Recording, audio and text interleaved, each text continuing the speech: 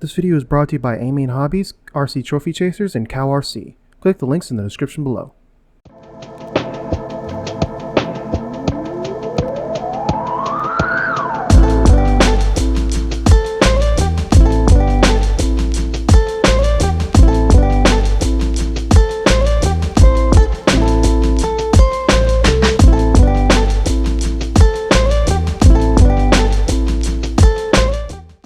I've made a lot of videos based on different parts of RC racing, from the history, reviews, racing recaps, and other things of the sort. And there are plenty of other people who have done the same. However, there aren't as many people talking about the mental side of RC racing. There are a lot of mental game that goes into racing in general, and RC racing is no different. In this video, we're going to talk a little bit about it and see what all mentally goes into RC racing and how to be more confident in yourself and in your equipment. There is a reason I didn't call this the pro mindset or something like that, and that reason I'll get into later, but for now, a word from our sponsors. Cow RC is the main place to get all your quality RC cleaning supplies. From tire cleaner that doesn't dry out your tires, to magnetic rubber mats that keep you organized, and many other things to keep your rig looking its best. If you'd like to save a bit on your next purchase from them, be sure to use code ROACHRC, all caps, at cowrc.com. Next up, I'd like to thank RC Trophy Chasers. RC Trophy Chasers is a hobby shop based in the Carolinas, and they stock DFX batteries, Motive motors, Mach 1 servos, and recently added dialed RC tires, all of which I've personally tested and very much enjoy. If you'd like to save 10% off on everything you buy from them, be sure to use code ROACHRC565, all caps no spaces, at rctrophychasers.com. And lastly, we have Main Hobbies. I don't think I really need to explain them very much, other than that they're probably the largest RC distributor in the United States.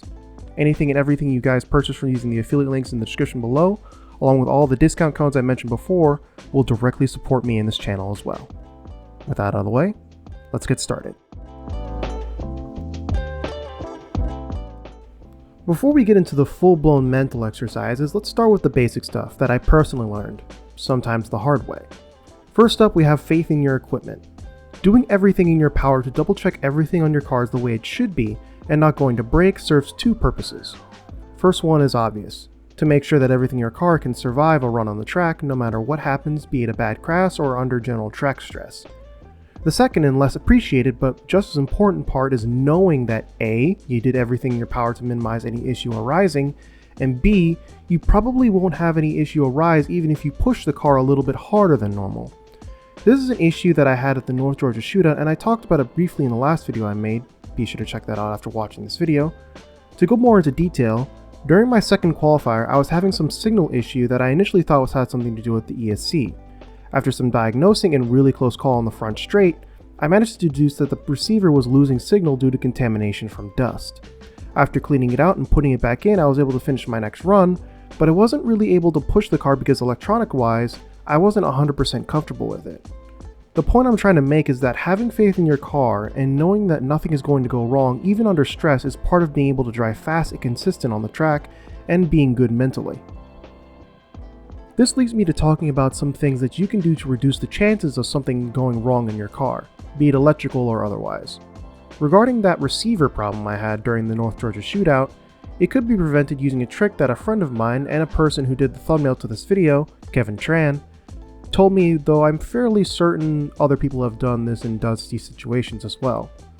The trick is to take a small balloon, put your receiver inside with all the connectors already put in, and seal it with a rubber band inside the receiver box. This way there's little to no chance of dust or any other contaminants getting into the receiver's internals, and there's some level of cushion in the receiver box. Another thing that I personally do is double or triple up on double-sided tape for anything being held via said double-sided tape. This goes into the whole thing of cushioning the impact of chassis slap landings, which in 8th scale is pretty common. However, this can also be done in 10th scale electronics, as they tend to be a little bit more fragile than 8th scale stuff. Another alternative to doubling up on double-sided tape is to invest in the extra thick double-sided tape from Kyosho or Flashpoint that is specifically made for hard chassis slap landings. Another thing that might sound a bit weird will be to turn off the low voltage cutoff and thermal protection, or at the very least make them a lot more forgiving and less sensitive. Let me be clear, I only recommend doing this if you're a little bit more experienced and only during time runs like controlled practice, qualifiers, and mains. The idea is to avoid anything like a voltage drop under load triggering a cutoff or your motor getting too hot at the end of a run and shutting off at the end, both of which are things that have happened to me. It's a double-edged sword, to be honest. On one hand, you won't have to worry about your car cutting out due to a safety system being overly cautious. On the other hand, if something is wrong and you continue to drive, things can go even worse for your electronics. Personally, I tend to run the LiPo cutoff off and thermal protection off due to the fact that I always time my runs so I don't over-discharge my batteries or overheat my motors. However, if you're the kind of person who likes to drive non-stop, I do recommend leaving those thermal systems in place, safety systems in place. The last thing I would do would be to be more liberal in your uses of Loctite on things like set screws for pinion gears and other things of the sort. Again, this is more important to do with 8th scale as things are under more stress. Another thing to be confident in when it comes to your car is your setup, especially for the buggy classes that are much more sensitive to setup changes.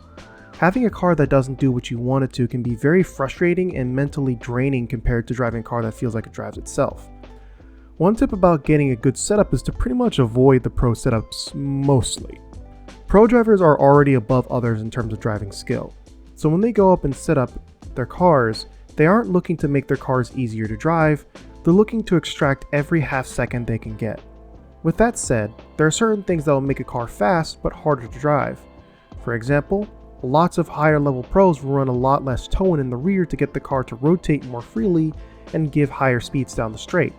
For lower level drivers, running more toe-in to get the car to sort of lock in on corner exit and make it easier to control is usually the play. There are a few other setup things that pros do that are either detrimental or not necessary for your average driver, but rear toe is probably the easiest to explain. Having a car that's easy to drive will do wonders in giving you the confidence and assurance that if you make a mistake, it's not a setup issue. This knowledge at the back of your mind will help you focus on just your driving and nothing else during a qualifier or even just a main. Another thing you can do to get a better handle on yourself and your own confidence and mental state is to form a plan. Having a plan for what to do both off and on the track can help a lot in terms of going onto the driver's stand with some level of confidence. What does this plan entail? Well, it depends on exactly what your strengths and weaknesses are. If you and your car struggle on high-speed sweepers but excel on low technical parts of the track, take that into consideration and try to implement that into a game plan on the track. Tell yourself, I'm going to drive defensively on these high-speed sections and offensively on the low-speed, highly technical sections. Think of it like running a certain build that you'd run in an RPG, like for example, Destiny 2, based on what you're good at. If the character I'm playing is very good at buffing teammates, casting abilities from the backlines with mid to long range weapons, I'm not going to be rushing the enemy team with a shotgun because that's not what me or my character is built for at the moment. Of course, not all plans survive first contact, but many of them do, and having one usually better than just winging it. The next part of the mental side of RC racing kinda ties into the last point, and that's how you deal with things that don't go your way. This is a saying that I've heard many times in the past, mostly from my dad, and that's that you can measure a man's true worth based on how he reacts to things going wrong for him, or something like that. Let's be honest here. There can only be one winner, and often that winner isn't likely going to be you every single time. Bad things happen during races, and a lot of times those bad things are often going to happen to you. Sometimes those things will be under your control, like forgetting to charge your battery or not tightening your wheel nuts, and sometimes they won't be under your control, like someone taking you out on some part of the track, or one of your electronics just deciding to give up for little to no reason. If one of those situations happens to you, take a step back and evaluate what went wrong and what you could do to remedy the situation if you can. If you can't remedy the problem, then it's best to move on as there's nothing you can really do about it. Now, what do you do when you get upset and how do you control it? Well, I made a video about this exact topic a little while ago called How to Control Tilt, and if you're looking for some ways to improve your emotional intelligence and be able to handle bad situations better, I advise watching that video too. I'll leave it in the annotation above or in the description below. The last thing I want to go over is the idea of being locked in mentally. Lots of times if you watch your local fast guy or especially pro get on the driver's stand, chances are they won't be chatting or doing anything not related to the task at hand. This is because they are locked in, for lack of a better term. Being locked in is a sort of mental state that appears in people when they're performing at their best at something that's really hard to describe. The best way I can personally describe it is that if time slows down and everything other than your given task is audibly muted.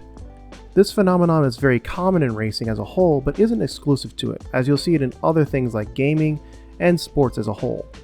You yourself, if you've ever had a breakout run where you did better than expected, have probably experienced this locked-in mentality, where you were able to hit every apex, jump, and straight with perfect precision without really thinking or even noticing that you are doing so.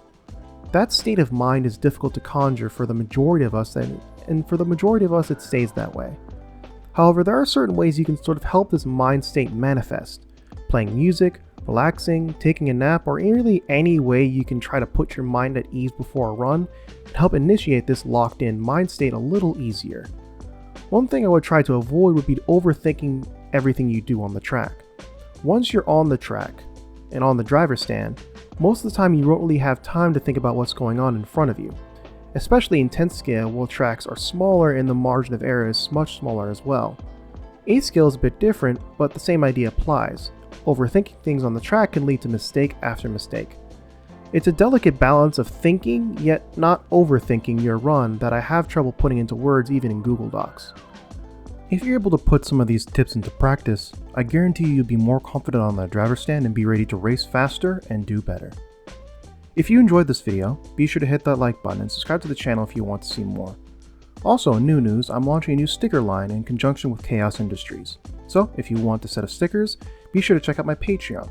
Speaking of which, I'd like to thank my active patrons Michael Williams, RC World Discord server, Casey Nix, Ben Reeves, Dave Armstrong, Rob Bedingfield, Caden Merks, Ian Petrie, Zach Hawes, Jeffrey Kunz, and especially Buddy Howell and Morrison Watt. Thanks for watching, and I'll see you next time.